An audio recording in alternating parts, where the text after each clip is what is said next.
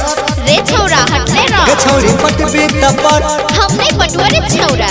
सटबी त सट तोरे डर से गे छौरी पटबी त मुंह पट पर चो सटबी त सट गौरी पटबी त पट में पटबी त दोसर संग सटिंग कर दे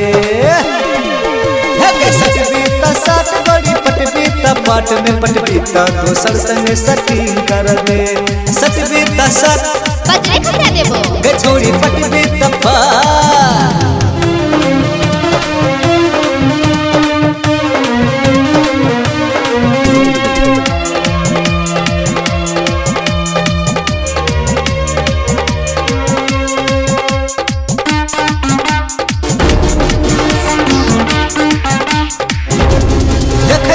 चमक तोहर गोरे गोरे गालों में या मैं घड़ी लगा देब फूल तोहर बालों में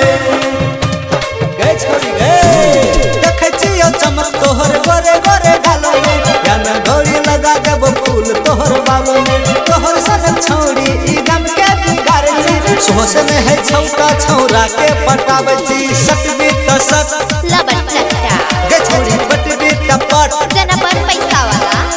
सटबी त सट मुहे तोड़ देबो गे छौरी पटबी त पट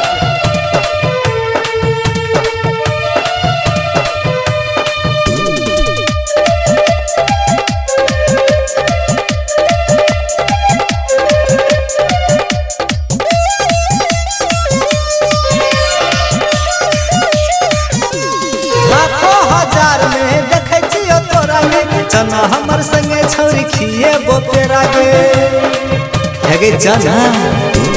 लाखों हजार में देखे छियो तोरा गे चना हमर संगे छौरी खिए बोपेरा गे हमर जखा छौरा तोरा नहीं भेटतो गाँव में किया ये न चले छी बाली उम्र में सटबी त सट फिर से बोली तो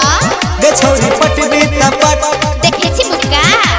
सटबी त सट माने ठीक कर देबो गे छौरी पटबी त पट छोड़बी नहीं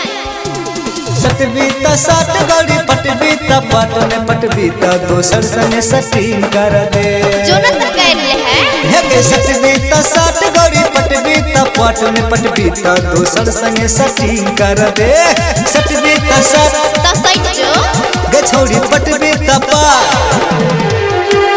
नहीं पटबी गा पटुआ नहीं रे सटवो